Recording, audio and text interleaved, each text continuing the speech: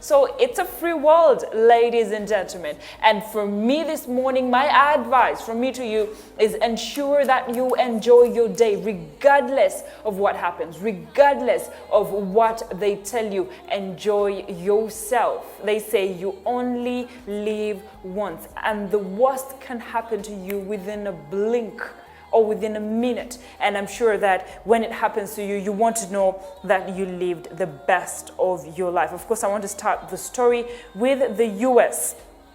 And yesterday, the US became the second country to talk about Ugandan politics marred by irregularities. Now, when they were discussing the Ugandan politics and what is happening in Uganda, and of course the withdrawal of the petition of Robert Chagulanyi, they discussed under the United States of America's Department, and the state's spokesperson Ned Price was the one that brought up this discussion. And I know these countries that have been discussing politics in Uganda, of course, their main issue or the main reasoning was the internet blackout. But like we've explained before on the first show, this is not the first time that internet has been put on a shutdown in Uganda. In 2016 elections, there was also an internet shutdown. Now, Ned Price was, of course, giving details about what he thinks went wrong during the elections in Uganda. He says there was a use of force by the army during the elections, and the force was applied, of course, to the opposition, and it was very uncomfortable for the opposition during this time. And they said there were a lot of irregularities that happened during that time. And we also know that Robert Chagulanyi also has a number of issues as to why he thinks that it was quite unfair that the elections were mud, but the judiciary system is not showing partiality. So they are asking themselves, if there's no partiality in the judiciary system, then what happens to the Ugandans who have put trust in this judicial system but have lost trust in police and the Electoral Commission? So what happens then? Now, I'd like our producer to play us a little bit of Ned Price's speech when he was speaking, and then we'll be back to discuss more about it. Stay with us.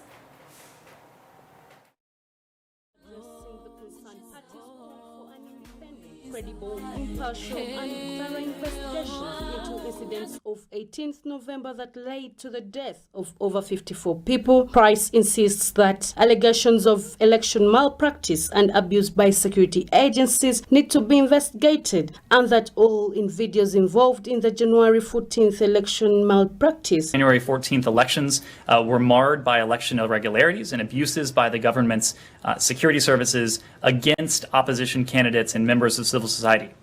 We strongly urge independent, credible, impartial, and thorough investigations into these incidents. We'll consider a range of targeted options to hold accountable those members of the security forces responsible for these actions. When it comes and human rights violations in Uganda will be accountable. We will consider a range of targeted options to hold accountable those members of the security forces responsible, Price said.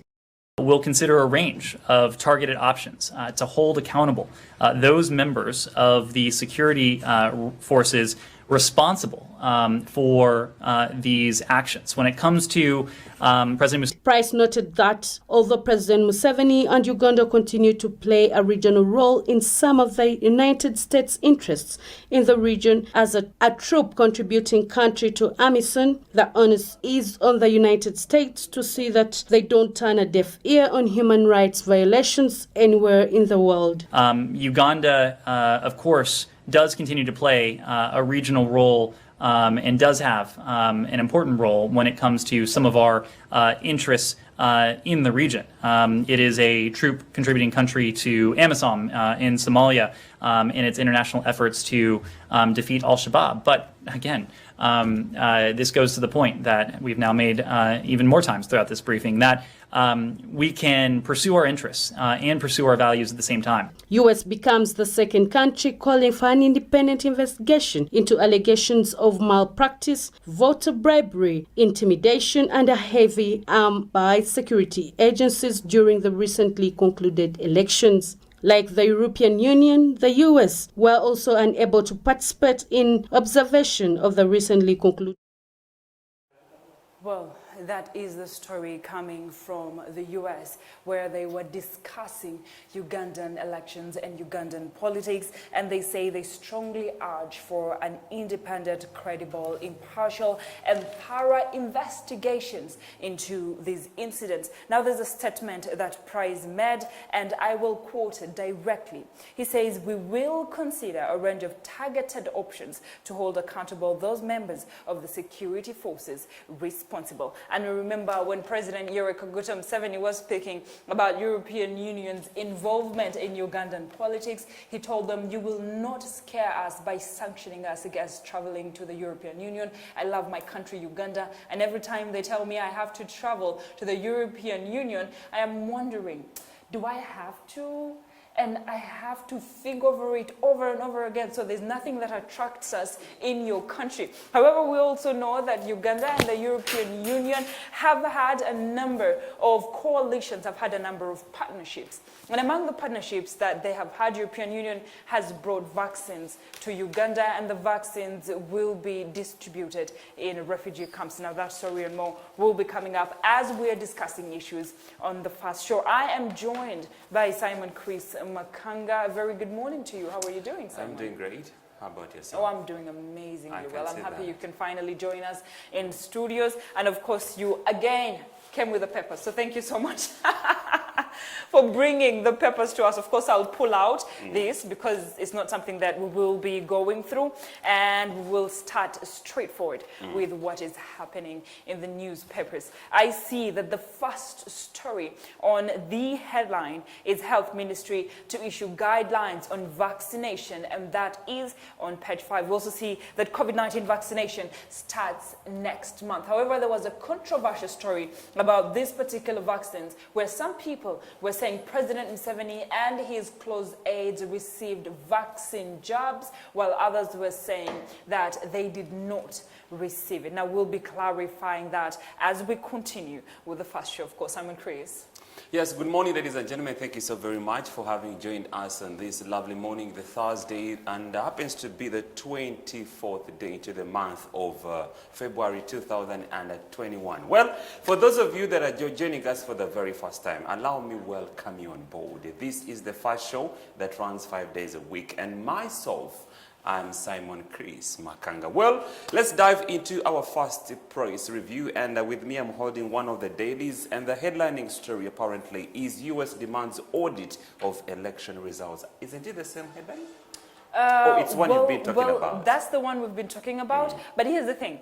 I knew the government would come out. If Sam Kutesa, the Foreign Affairs Minister, could write a 9-page letter to European Union, I expected them to do something similar with the US threats. They call it the US sanction threats, and that's something that the European Union had threatened them about. And the headline says, government speaks out on US sanction threat, and the government has responded to the US threats to sanction several high-profile Ugandan security officials, saying America cannot lecture Uganda on elections. I like that. But we get, they are funding our budget. I mean, Uganda. European Union is funding our budget. We sent them the 9-page letter. They visited the NRM offices and later visited the president, and they are still working in connection to Uganda. But here's the thing that Ned Price said that made sense to me.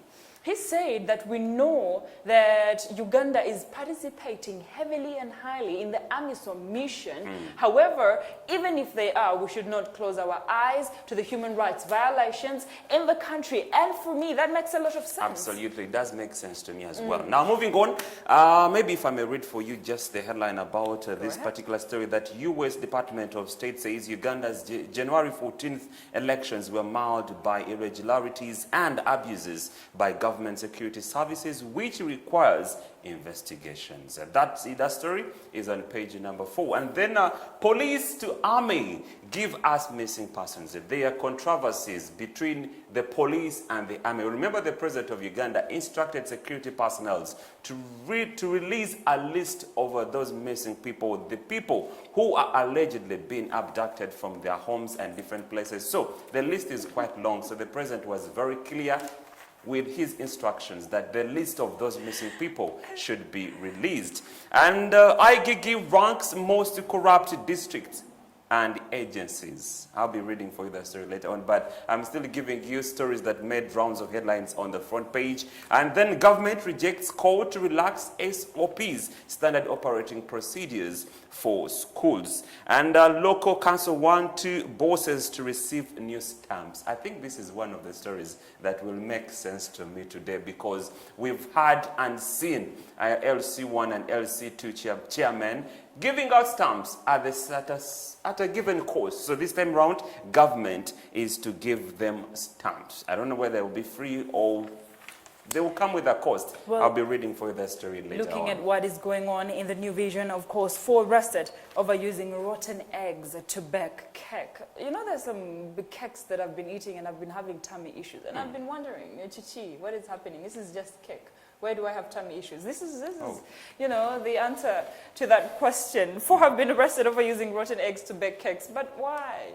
Why would you do that? Seriously. I mean, you're giving, do you know what rotten eggs could do to a human being? It could be food poisoning of the highest Absolutely. order. Very unfortunate. Moving forward, know your member of parliament. Interesting. I usually like this page because it helps us understand who our members of parliament are. And when they sit in that august house to talk about issues that affect us, then we know who they are, what they stand for, and what their principles are. One of the stories that I hear is MPs oppose 7-year term extension. Now, Rebecca Kadaga, the Speaker of Parliament, pulled back for the second time the discussion on the 7-year term extension, and a number of MPs said no, it is unconstitutional and we cannot do that. However, Rebecca says that, listen, this is the thing, we just want to discuss it, go in depth and make sure that we analyze it to the depth of it, and then we'll be done with it. However, in the same parliamentary house, there were 2 things that were discussed. One of them was, of course, the sitting of the 10 members of the UPDF in the parliament. A lot of people are opposing it and saying that it is not right for them to sit in the parliament since they have to be non-partisan. And then there was also the discussion of Rebecca Kadaga urging the Minister of Education to open up kindergartens. But what does that mean for our children who are supposed to go to school? We know they cannot follow the SOPs, and we know that they are more prone to the COVID-19 infection. Today we have Linus Ngompek from Chiwanda North, Chiriandongo. We have Simon Peter Wokorach from Aswa County, all the way from Gulu. And we have Christine Akelo Ogwang, Erut North, that is Lira District. Read about them and get to know. And of course, her hustle shows a woman who is rearing cows for a living, and she milks them and she sells them. And her name is Sunday Akelo. 8th March will be Women's Day, and we'll be celebrating it. Simon Chris. Well, on the first page, over to one of today's dailies, there's a picture from the archive. It speaks about a view of the National Theatre in Kampala in the 1960s. It is now renamed by the Uganda National Cultural Center.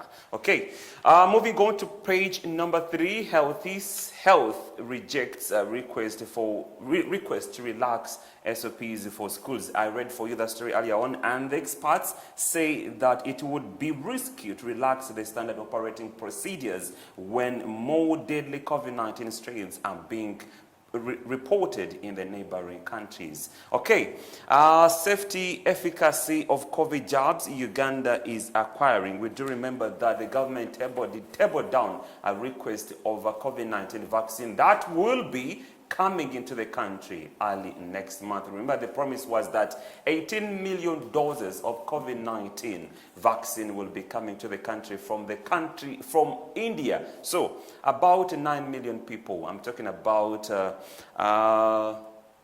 those that are at the far front of fighting COVID-19. I'm talking about the doctors, security personnel. I don't know if journalists are among, but there will be those that will be receiving the COVID-19 vaccine. Okay. Away from that, Police tell army to release abductees. Sources in the police forces say that they have demanded that the army hands over the abductees to them, but the military has not responded in that regard. Okay. There is a lot happening. We have already talked about the U.S. demands that the U.S. is demanding for election results audit. We have already talked about that, and it's one of the stories that my colleague Latif Hamid started with. And the government, this is a story of my interest today. One of them. Government issues guidelines for new driving permits. Okay? Kanchogere mu Uganda.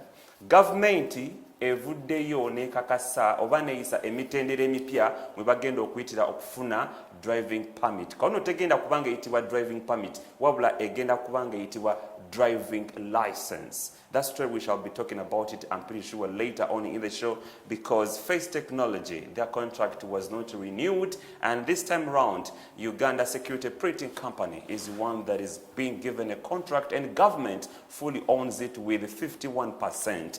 And they talk about different prices. If you want a 1-year driving license, it will cost about 50,000, emitwalo etano. If you want a 3 years driving license, it will cost about 130. So if you want a 5 years, okay, for 3 years it will cost you about 150. Then if you want a 5 years driving license, it will cost you about 250,000 Ugandan shillings. If you want to read more about that story, it's on page number 6 and one of the today's dailies. Latifa, what do you have?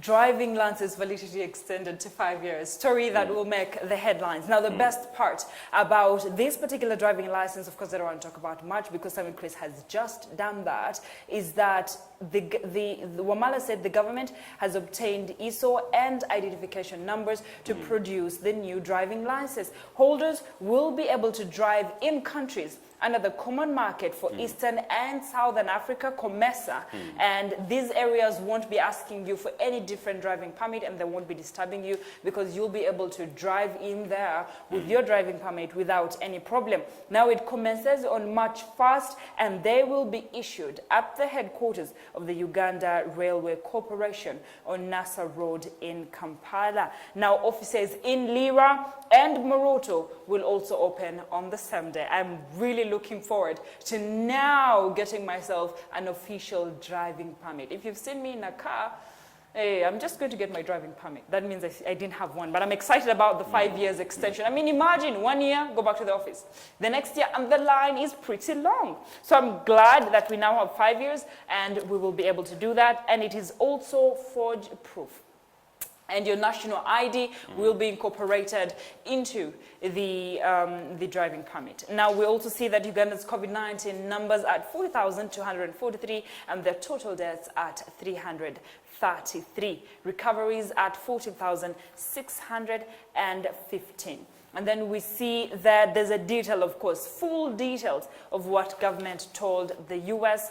And there's a story on why some areas are more prone to lightning than others. Now, moving forward, we also see that the same story that ran in the daily that Simon Chris is looking at, COVID-19 vaccines arrive next month. 80 million of those doses of AstraZeneca vaccines will arrive from India. And the reason why we're getting vaccines from India and not from China is that China's cost $44, which is approximately 161,488, but the Indian vaccines cost $25 to $37. And Jen Ruther Cheng says every Ugandan above 16 years, that is almost 26.7 million Ugandans, are eligible to receive this vaccine, but it will happen in phases. Simon Chris. All right, why government is withdrawing the health insurance bill? Okay, let me read for you because this is a story of a national concern. Okay, government is said to withdraw the national health insurance scheme that is over 2019 following disagreements between various stakeholders over health for primary health care.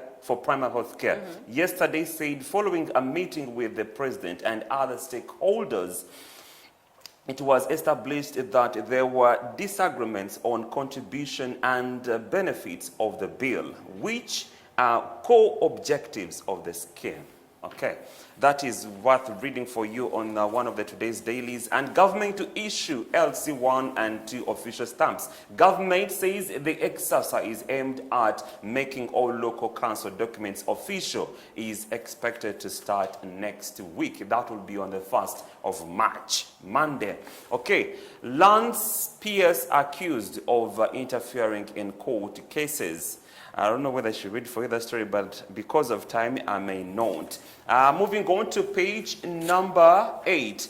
IGG ranks corrupt districts and agencies. And I'm seeing here, okay, Kampala district is at 16.7%, which is at 112. Okay, which is at number 3.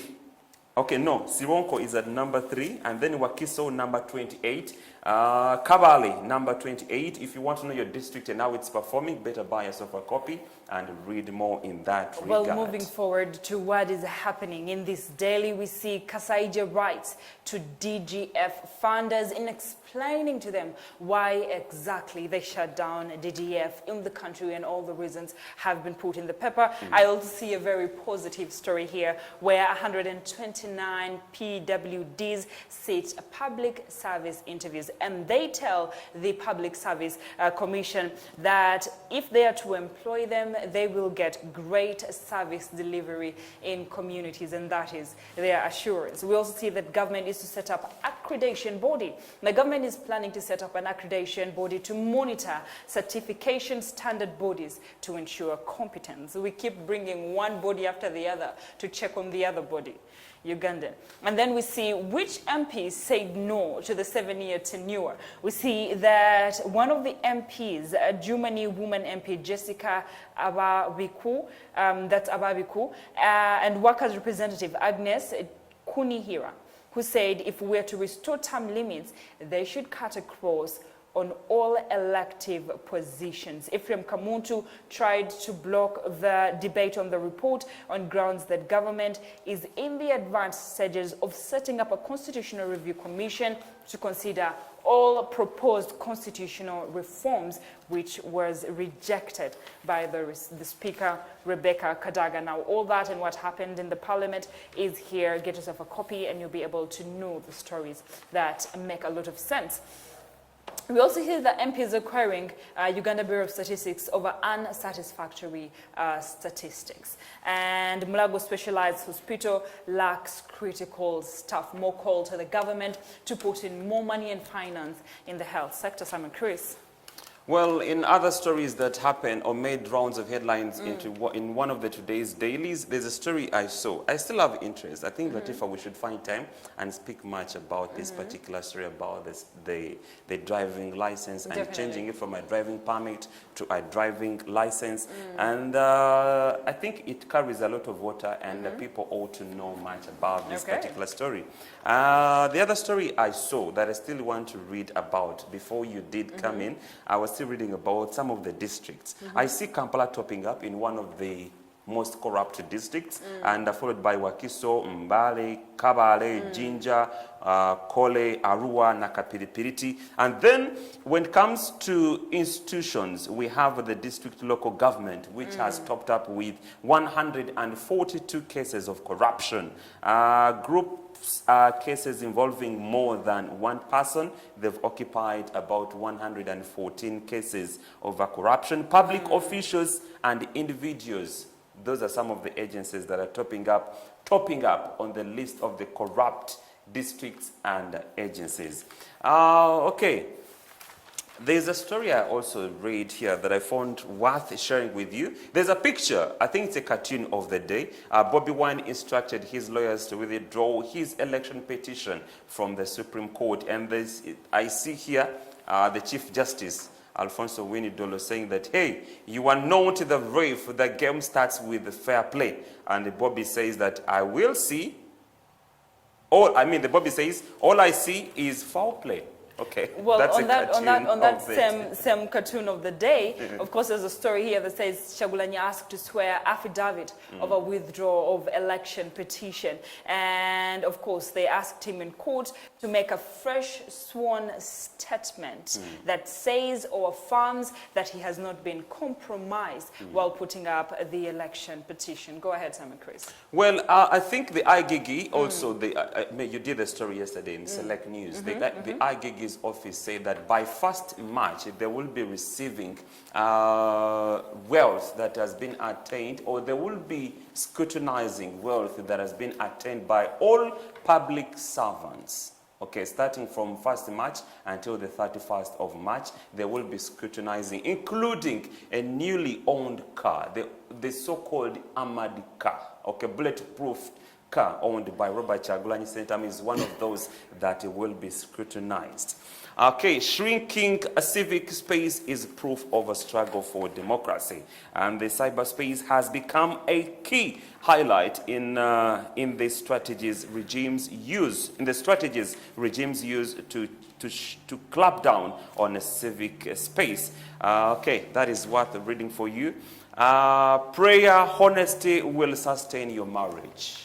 This is very true. I have no doubt about this. A relationship that has no direction, and a relationship or marriage that does not have God as its bedrock, probably it lacks a direction. So I totally agree with this, that prayer, honesty will sustain your marriage. Well, when we look at what is happening in the tune on this daily, they're talking about the fact that the Bishop of Central Busoga Diocese has urged all head teachers of church-owned schools to wed or lose their jobs. And here the tune is where the Busoga Diocese bishop is saying, you must wed by December or get fired. And the teacher is saying, I hope you will pray that the resources shall fall down from heaven like manna, because we know a lot of schools are struggling with the COVID-19 pandemic and the lockdown, where schools were told to shut down from March 18th, and most of them are still shut down because the only students that were given permission to attend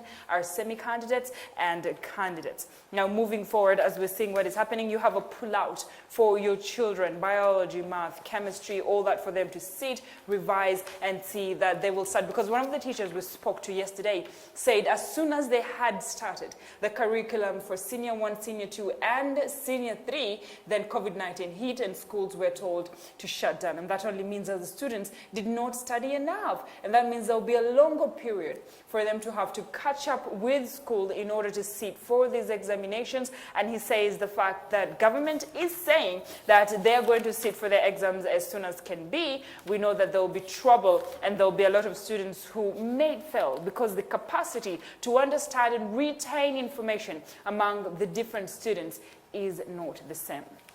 And then we see that Vision Scribes sue UPDF and government over the brutality, and they demand that there is compensation. We know that Uja and Kalali are in court on the same matter. And we also see that a sacked Don petitions court. A sacked Makerere University lecturer, Dr. Juma Anthony Okuku, has petitioned court seeking 134 million Ugandan shillings in compensation. Simon Chris. Well, there's a saying that a problem half shared is a problem half solved. And there's a lady here trying to table in her problem in her marriage. She says that she's 28 and she's been married for about a year. While dating, her husband gave her impression that he was very rich and he would buy her expensive gifts and show up for dates in expensive cars. And it was only after being married for a few months that she realized he was totally dependent on his parents. And he counts every penny, and they even struggle to buy bare necessities. So she feels cheated, and she's asking that what can she do? Well, Okay. we see that in the international scene, Ghana receives world first dose of free COVAX vaccine. Now, more on that is right then. Then Italy seeks UN probe into DRC envoys killing. We do remember that Luca Atanasio was killed in DRC Congo, and of course, Italy seeks a UN probe into this matter. Now, moving forward to what is happening in the sports world, you know, when I smile, I'm talking about this with pride. Arua Hill will be ready in December, and we're talking about Arua Hill. We're talking about the stadium project, which sits on an 8-acre, and it will accommodate over 20,000 seating fans. Recently, I was in Arua, and the stadium is amazing. It's big, it's humongous, it's beautiful. I can't wait for the completion so that Select TV can go to Arua and profile that stadium. And then we see that eyes on Lourdes. More in sports. I don't think I know a lot about sports, but hey, get yourself a copy and you'll be able to know what is happening. So I'm curious. Well, moving on away from Kampala, because most of the stories we've been talking about have been within the central region. Now, let's cross over to the northern region. And the story here I'm seeing says that small-scale irrigation schemes are made to stem the effects of climate change. So northern Uganda farmers reap big from this scheme. And mosquitoes resistance to chemical found still in the north. And the scientists say mosquitoes in the north have over time developed a spatial adaptation to shield themselves. Okay, I think we should say that we should put this on hold. Okay, Ghana gets first doses of free COVAX vaccines, and that is what reading. South Sudan among worst weather-hit countries. That is on page in number 35. I've lived in that country before, and it's extremely hot. On a day like this, if it's a morning like this, you won't be surprised that the temperature would be about 28 on a morning like this. So what happens during the day? It hits even up to 40 degrees. Private sector wants East African community governments to end tax disputes. Okay. Italy seeks UN probe into envoys killing. That is, this comes after the bodies of the slain ambassador and his bodyguard were returned to Italy. Ladies and gentlemen, I don't want to speak much. If I read a lot that has featured into this daily, probably I'll be making you lazy. And this company also owes to make some money. That's if you go and buy yourself a copy. My name is Simon Chris Makanga.